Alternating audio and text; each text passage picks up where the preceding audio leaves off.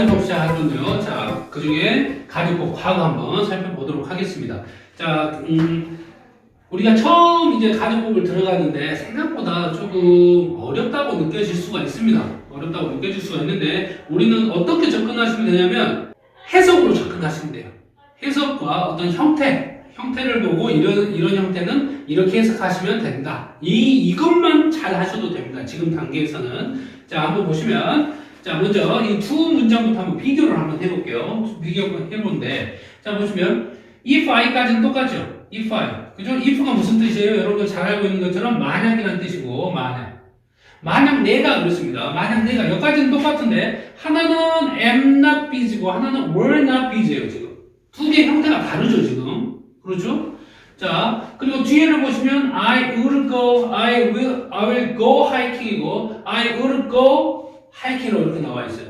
그러면 여기도 지금 형태가 조동사의 형태가 좀 다르죠. 지금 그죠? 자, 보세요. 그러면 위에는 현재 시제로 써져 있고 현재 미래로 써져 있고 하나는 과거 시제로 써져 있죠. 그러면 두 개의 형태가 서로 조금씩 다르죠. 그러면 해석이 같을까요? 다를까요? 당연히 다릅니다. 무슨 말인지 아시겠죠? 해석이 다릅니다. 자, 이걸 우리는 이 위에 거를 우리는 뭐라고 부르냐면 조건문이라고 부릅니다. 무슨 문? 조건문. 이러한 문장의 형태를 조건문이라고 해요. 조건문이라고 하고 이와 같이 if 나오고 주어 나오고 이렇게 과거 동사가 들어가 있고 그 다음에 조동사도 과거죠. 지금 will의 과거 형태가 들어갔죠. 이렇게 조동사도 조동사 과거가 이렇게 들어가 있는 형태. 이 형태를 우리는 가정법이라고 부르는 거예요. 가정법. 그 중에서도 가정법 과거라 부릅니다. 이렇게. 시제가 현재에서 과거로 바뀌었고 미래에서 조동사, will의 과거 형태로 바뀌었다 해가지고 하나는 조건문이고 하나는 전혀 다른 무슨 가정법이라는 형태로 바뀌어버렸다고요. 무슨 말인지 아시겠죠? 자, 그러면 여기서 우리는 뭘 어떻게 접근하냐고요? 형태가 서로 다른 걸 확인하셨죠? 그래서 확인하셨으면 뭐만 잘하시면 된다? 그 형태에 맞게 해석만 잘하시면 된다고요. 우리가 가장 먼저 해야 될 부분은 뭐다? 형태가 다르면 해석도 다르게 잘 하시면 된다고. 거기까지만 하시면 됩니다. 자, 그러면 우리 조건문이라고 하는 거 여러분들 정말 잘합니다. 우리 대부분 봤던 게 다 조건문이에요. 자, 보시면 자, 만약에 내가 바쁘지 않다면 그죠? 만약에 내가 바쁘지 않다면 어떻게 하겠다? 내가 하이킹을 가겠다. 하이킹을 갈까요? 안 갈까요? 내가 바쁘지 않으면 바쁘면 하이킹을 갈 수 있을까요? 없을까요? 바쁘면 하이킹을 못 가고 바쁘지 않으면 어떻게 한다고? 하이킹을 간다고. 무슨 말인지 아시겠죠? A라면 B 할 거고 A 하지 않다라면 B 하지 않다 이렇게 정확하게 이거는 하이킹을 갈 거죠. 그죠? 이게 바로 조건문이라고 하는 형태고 가정법 과거라고 하는 형태는 어떻게 해석이 되냐면 만약에 내가 바쁘지 않다면 내가 뒤에 해석이 달라져요. 내가 하이킹을 갈 텐데 이렇게 해석이 좀 다릅니다. 그러면 두 가지가 이렇게 해석이 다른데 그러면 구체적으로 어떻게 다른지는 여기 가정법 과거를 보면서 한번 살펴보도록 하겠습니다. 먼저 if가 나옵니다. 이렇게 먼저 if가 나오고요. if만 보면 여기 조건문에 나오는 if인지 가정법에 나오는 if인지를 모르겠죠. 모르잖아요. 둘 다 if로 시작하니까. 그죠?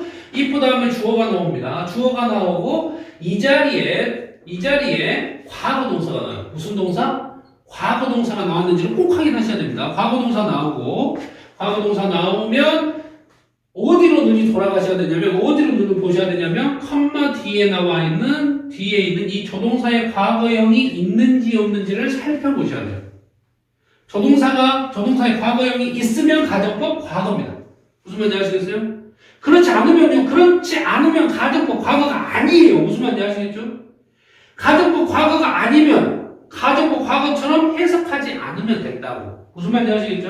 자, 주어 나오고 과거 동사 나오고 주어, 조동사 과거형, 동사 원형의 형태가 나왔는지 확인이 됐으면 그게 바로 뭐가 된다? 가정법 과거가 됐으니까 그렇게 어떻게 해라? 해석만 잘하시면 된다. 이렇게 가시면 돼요. 해석만 잘하시면 돼요. 됐어요? 이 해석이 또 중요합니다. 해석이. 자, 이 해석하는 게 포인트 1번이라고 합시다. 포인트 1번. 해석을 하는데, 여기 보시면 여기 과거 동사가 쓰였죠. 이 과거 동사가 쓰였다 해가지고 과거로 해석하시면 안 됩니다. 가정법 과거의 해석에서 특징이 뭐냐면, 형태는 과거지만, 과거지만, 형태는 과거지만, 해석은 뭘로 한다? 해석은 현재로 합니다. 현재로 한다. 이걸 그냥 하나 외웁시다. 그냥. 이해하는 것보다는 일단 외우고 출발하는 게 좀 더 편합니다. 왜 그러냐면 생각보다 복잡하고 굉장히 미묘한 의미 차이가 있어요, 실제로. 굉장히 좀 깊게 들어가면 복잡합니다. 설명하기 굉장히 복잡합니다. 그래서 일단 하나 외웁시다. 무슨 말인지 아시겠죠? 자, 가정법 과거 확인됐으면 해석만 잘하면 되는데 그 해석하는데 중요한 건 뭐냐? 형태가 과거이지만 과거로 해석하지 않고 뭐다? 현재로 해석하자는 게 포인트예요. if로 시작했죠? 한번 살펴봅시다. if로 시작했죠? 조건의 if인지 가정법 과거 if인지 몰라요. 주어 나왔죠? 오케이.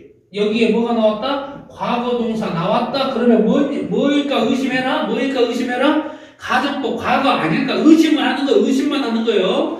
그리고 어디로 가라고 해서 조동사의 과거형 나오고 동사 원형 나왔는지 확인만 하시면 나왔어요. 나왔죠. 그럼 뭐가 되는 거라고? 가정법 과거가 되는 거야. 됐어요? 가정법 과거가 되고 뭐만 잘하면 된다? 해석만 잘하면 되는데 여기가 과거니까 만약에 내가 바이크를 가졌다면이라고 해석하시면 안 된다고. 형태는 과거지만 해석은 뭘로 한다? 현재로 한다. 그래서 어떻게 해석하면 된다고? 만약에 내가 바이크를 가지고 있다면 이렇게 해석하시면 된다고. 가지고 있다면 있었다면 아니에요. 가지고 있다면 어떻게 내가 그것을 너에게 렌트 빌려줄 텐데 빌려줬을 텐데 하시면 안 돼요. 코드니까 과거로 해석하시면 안 돼. 빌려줬을 텐데가 아니고 빌려줄 텐데 라는 뜻이에요. 빌려줄 텐데 이렇게 해석만 잘 하시면 돼요. 자, 만약에 내가 자전거를 가지고 있다면 내가 너한테 빌려줄 텐데 이렇게 해석이 됐죠. 그러면 우리가 여기서 한 발자국만 더 나갑시다. 한 발자국만 더 나가서 그러면 잘 생각해 보세요. 야, 내가 자전거 있으면 내가 너한테 빌려줄 텐데 이 말의 진짜 뜻은 뭘까요? 진짜 뜻은 야, 내가 자전거 있으면 너한테 빌려줄 텐데 그런데 실제로는 뭐요? 실제로는 실제 상황을 갖다가 우리는 직설법이라고 그러거든요. 실제 상황. 이거는 선생님이 뭐라고 했어요? 이거는 가정법이라고 했죠. 이건 가정법. 가정법이라고 하는 것은 가정된 상황이라. 가정된 상황. 이거는 가정된 상황이고 이 뒤에 숨어 있는 실제 상황, 실제 뜻이 있다고. 그걸 우리는 파악하는 게 우리가 시험에 접근하는 가장 첫 번째 단계가 되는 거예요. 무슨 말인지 아시겠어요? 자, 그래서 가정된 상황인데 그런데 실제 상황은 어쩌냐라는 걸 써주는 것도 시험 문제예요. 무슨 말인지 아시겠어요? 자, 그래서 만약에 내가 자전거가 있다면 내가 그것을 너한테 빌려줄 텐데 그런데 실제로는 내가 자전거가 있어 없어? 자전거가 없기 때문에 내가 너에게 자전거를 빌려줄 수 없어. 이런 말이 되는 거라고 이게. 무슨 말인지 아시겠어요? 자, 그걸 써주는 것까지가 우리가 오늘 할 거예요. 그걸 써주는 것까지. 그런데 실제로는 어때? 실제로는 어떻기 때문에 이 if 대신에 우리는 as를 써줍니다. 이때 as는 뭐뭐 때문에 라는 뜻입니다. 뭐뭐 때문에. 그런데 실제로는 내가 뭐 하기 때문에 바이크를 가지고 있어, 안 가지고 있어? 가지고 있지 않기 때문에 don't have a bike 이렇게 써주는 거라고. 선생님 여기 지금 과거인데 왜 여기 don't didn't 아니고 don't 왜 썼어요? 여기 뭐라고 그랬어? 형태는 과거지만 해석은 현재로 하자겠죠. 이 말의 의미는 뭐냐면 형태는 과거지만 실제 상황은 현재 상황이라고. 현재 시제입니다. 실제로는 현재 시제라고. 이거를 가정법이라고 하는 상황으로 바꿔놓으면 과거처럼 보이지만 이게 일어나고 있는 실제 상황은 뭐다? 현재 시제다. 그래서 실제 상황에다가는 뭘 쓴다? 과거를 쓰지 않고 무슨 시제를 쓴다?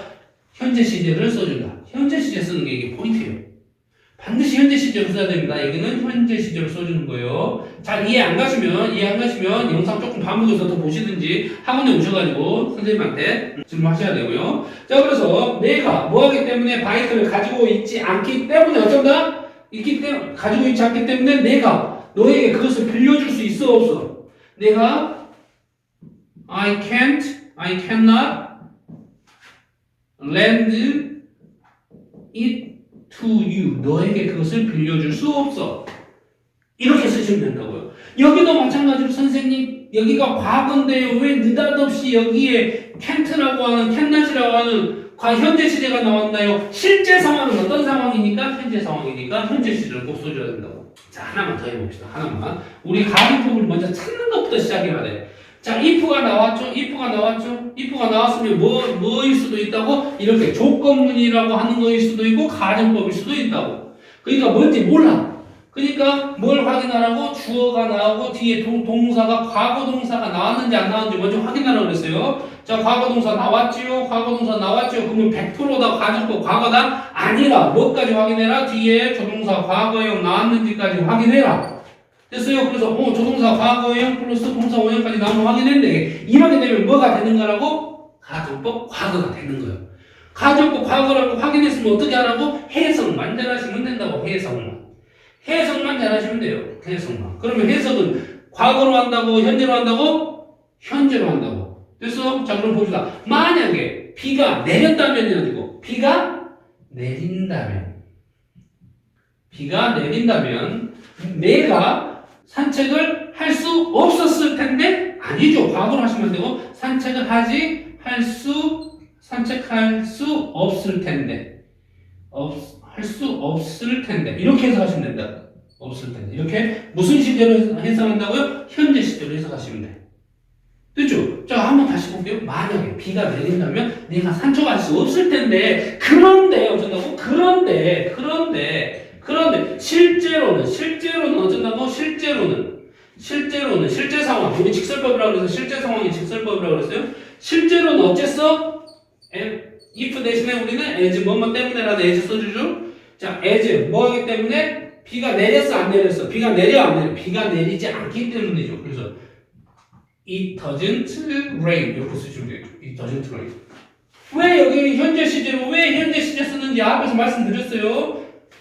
실제 상황은 현재 상황. 그래서 현재 시제로 써야 돼. 그래서 지금 현재 어쩐다? 날씨가 비가 내려 안 내려?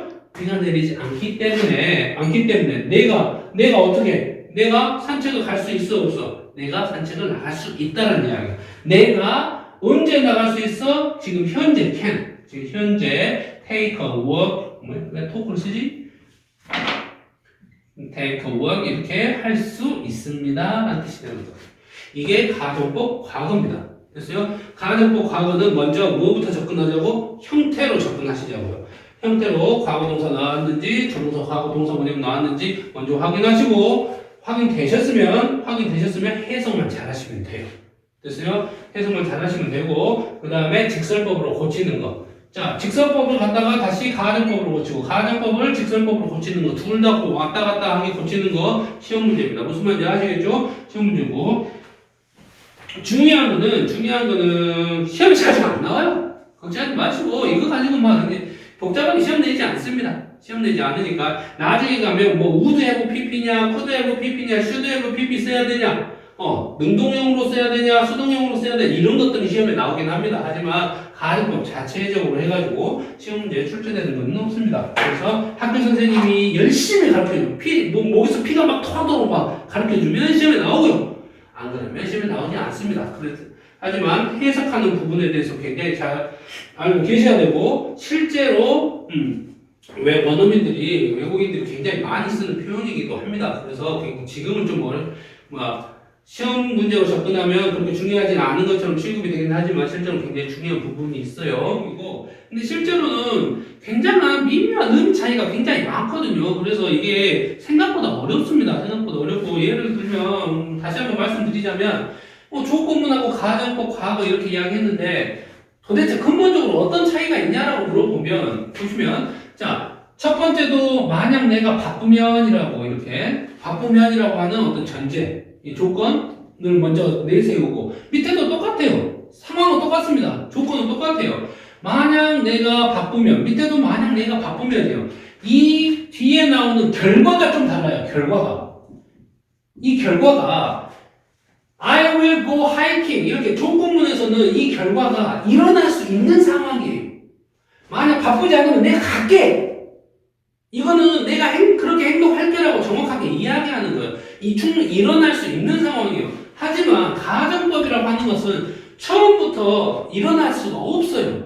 만약에 내가 바쁘지 않으면 갈 텐데 라고 해석이 되는 건 뭐냐면 이미 내가 갈 수 없는 상황이라는 것을 이미 다 알고 있다고. 그래서 처음부터 일어날 수가 없습니다. 이 상황이. 그래서 갈 수 있는 상황이 안 되고 여기는 갈 수 있는 상황이 되면 일어날 수 있는 상황이고 그래서 여기다가 잠깐 써놨는데요. 자, 일어날 수 있는 일을 가정을 할 때는 우리는 조건이고 조건문이라고 하고 절대 일어날 수 없는 일을 가정할 때는 이걸 봐도 가정법 과거나 가정법 과거라고 하는 겁니다. 좀 어렵죠, 이렇게. 이렇게 어렵습니다. 자, 여기다가 일어날 수 없는 일을 가정한다고 했는데 이렇게 조금 학설이 좀 갈립니다, 이렇게 조건문이라고 보는 사람도 있고 가정법 현재라고 보는 사람도 있고 굉장히 많은 말씀들을 하시는 그런 분들이 계시거든요. 그래서 생각의 차이입니다. 생각의 차이고 그래서 여기까지 보시면 가정법 과거 되겠습니다. 수업 시간에 좀 더 자세한 이야기는